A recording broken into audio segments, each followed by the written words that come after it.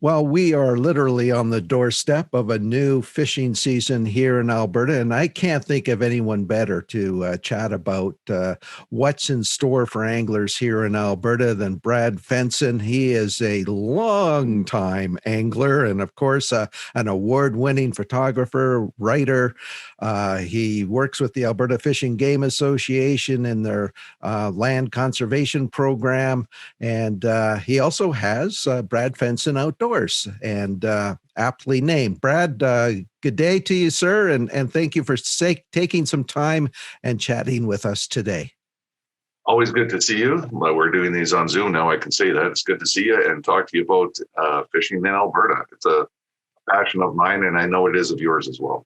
Oh, there's no question. Yeah, it has evolved, hasn't it, Brad? I mean, I think back to 1999, and you were my very first interview when we launched. Well, when I launched Let's Go Outdoors, right.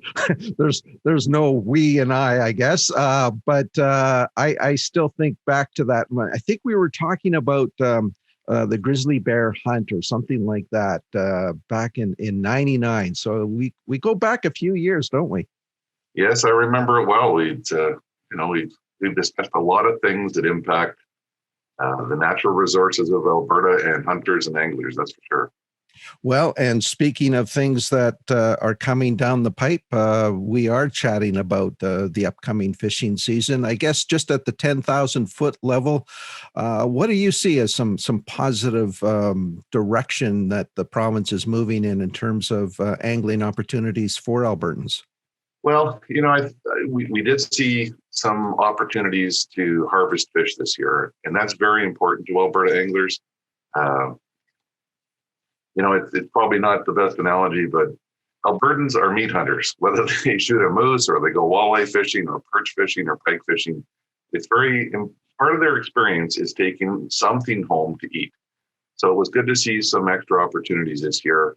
And, there's lots of rumors going around. There's lots of things being discussed about everything from slot limits to short harvest periods where we could actually, maybe keep a fish in the month of July or maybe keep a fish on a lake during the ice fishing season. And we already see that to some degree on Lesser Slave, where you're allowed to keep 2 walleye in the winter, where they're a little bit more difficult to catch and there's less anglers out there, and 1 in the summer when it's, a lot more people participating. So Alberta doesn't have a lot of walleye fisheries, a little over 800. So they do need to be protected.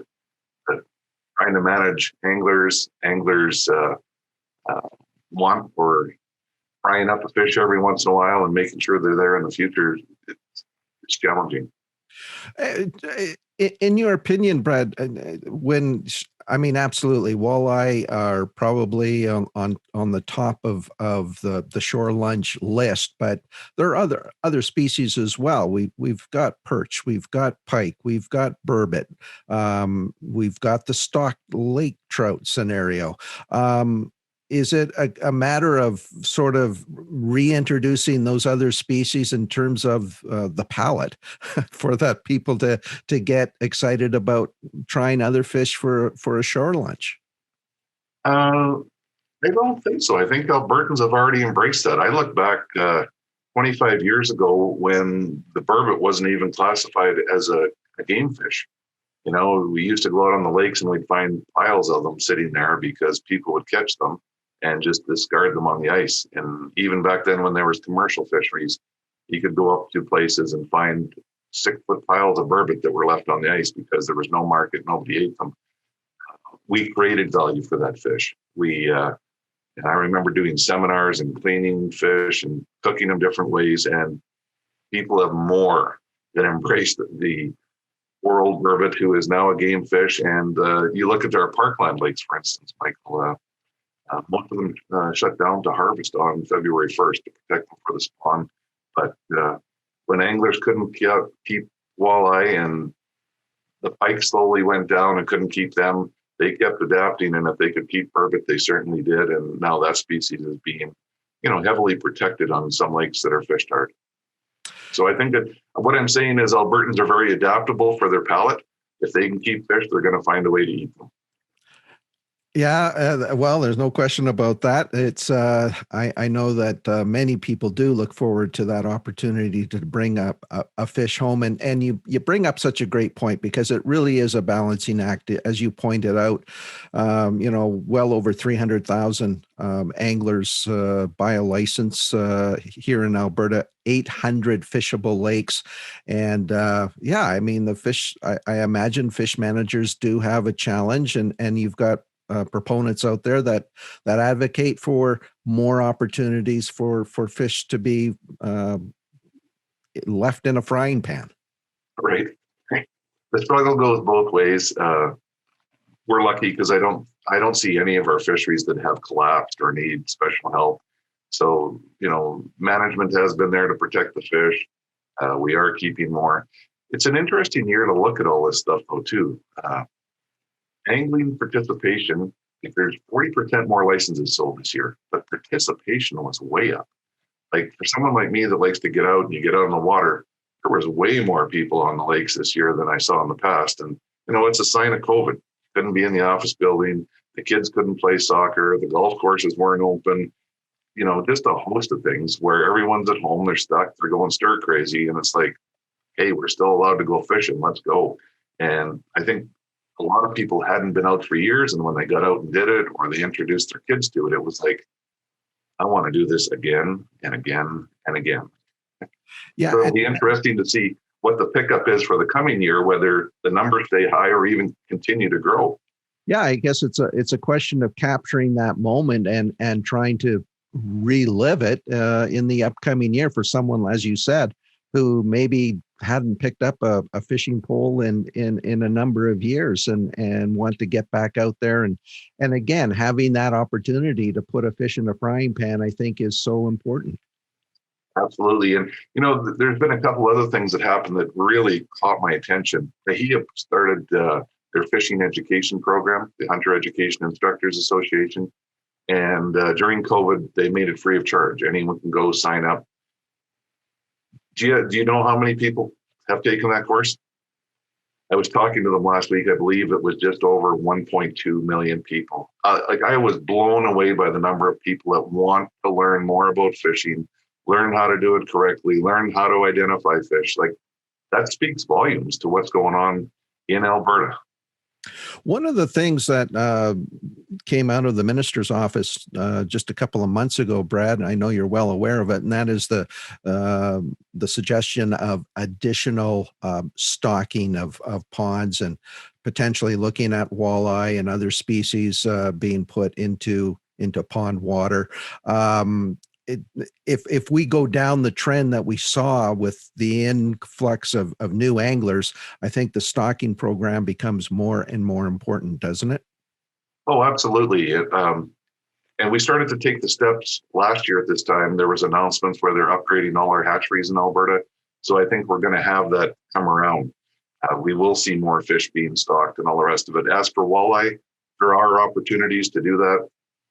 Saskatchewan uses portable walleye hatcheries on different lakes, and they get fishery staff out there to help obtain fish and get the spawn. They put them in there, and volunteers actually watch them until they hatch, and then they flow back into the lake. So it's interesting if you really want to do it. I know in Ontario they have some portable hatcheries they make out of 2-liter pop bottles that are recycled. So where there's a will, there's a way, and we don't have to introduce walleye from one lake into another. We can use the resources from an exact water body to help positively influence the populations. In terms of tactics, then, when a fishery gets a little busier, when you have more anglers, is there any special tips that you can provide to someone to say, okay, how do you fish a busier lake? Well, I think the way most people do it, they go, hey, look at all the boats over on that point. There's got to be some fish there. So the first thing that comes to mind is actually etiquette is, give everybody some space. There's lots of room. The fish aren't always on one rock in the lake. There's, lots of fish spread out. It's maybe a great time to go explore and find something new. The tip that comes to mind is, I think the biggest problem our fisheries face is how we handle them when we do catch them. So you don't have to pick them up. Don't pick them up. You know, keep them in the water, slide the hook out. If you're going to pick them up, make sure you do it carefully. People that grab them inside the gills, it breaks blood vessels in their collars, and you touch the gills, there's other problems. If you squeeze them too hard, you can actually rupture their heart. So um, fish are fairly durable, but the biggest fear in the summertime is being handled by anglers. So uh, reduce the handling. It'll actually help ensure that our fisheries are there in the future. And I guess the other thing that shouldn't need to be said, but it seems that it does need to be said every year, and that is make sure you have an understanding of the fishing regulations on the water body that you're on. Absolutely. There's no excuse not to know exactly what's going on underneath your boat, what you're allowed to keep, what you're allowed to do, and all the rest of it. I mean, there's apps that you can go to and visit to give you exact information on a water body. The regulations are online. You can go to My Wild Alberta. You can still pick up a copy of the printed regulations. There's really no excuse not to know what's going on. Brad, one of the issues that has resurfaced. I know it's been around for a number of years, but last year it was raised at the fishery consultation process again this year when the province held webinars, and that is the different slot sizes for catch and keep. Your thoughts there? Do you think we're going to see an adjustment in that, and is that the best way for us to ensure that we can keep a fish and maintain a healthy natural population? Well, I think it's a great tool to use. We see slot limits in other jurisdictions, and I would be welcome opportunities to try new management techniques in Alberta. So, Albertans want to keep fish. Maybe we need to use a slot where fish that get to a certain size are protected, and that's your prime breeding stock. We protect fish during the young stages until they're a certain size. So, there's a lot to be said about slot limits, and it's easy to measure a fish, and if it's on the line, put it back. There's always concerns about the enforcement end of things, but we shouldn't manage our fisheries because of enforcement. We can do education. We can make sure people are doing things right. We can do shows like this and tell people, like, there's rules to follow, and it's for a reason. You're allowed to keep fish, and let's just do it responsibly. That way we will have these opportunities into the future. Well, as the ice slowly melts away from our lakes and some of the rivers, Brad, I guess, number one, be aware of that situation. Don't be out there trying to squeeze in that last bit of ice fishing. But once that ice clears up, when do you like to get out and get the boat into the lake? Every year is a little bit different. Opening weekend has always been important. I mean, a lot of people get geared up for opening weekend of open water fishing, but it wasn't too many years ago. I remember going up to a lake north of Edmonton and got there, and it was still icebound on the May long weekend. So you never know. Every year is different, but you don't have to go too far. There's lots of opportunity close at hand, and I'll be out late May. Fishing's fantastic when it first opens up. The fish are very concentrated still. They're warm water areas or where the sunlight can penetrate and warm the water. The fish tend to know it, and they take advantage of that heating system pretty quick to get back into eating and digesting things a little bit quicker than they did all winter. So lots of fun. One of the things we didn't touch on, and we're remiss not to mention it, and that, of course, is the work that's been done just west of Edmonton with the newest fishery, I guess. We saw some activity on it with some ice fishing and the aeration system. Hassi Lake has been turned over, I guess they could say, and has proved to be a rather successful story. Yes, and I mean there's a lot of history behind that lake. It's been around for a long time, and looking at the history of it is very unique. So it's good to see it up and running again, and I think because it is so close to Edmonton that it'll see a lot of traffic. All right. We'll leave it there, Brad. thank you again for taking some time and bringing us your valuable insights and years of experience of fishing and understanding our fisheries here in Alberta. And look forward to doing this again real soon. Anytime. Who doesn't like talking about fish?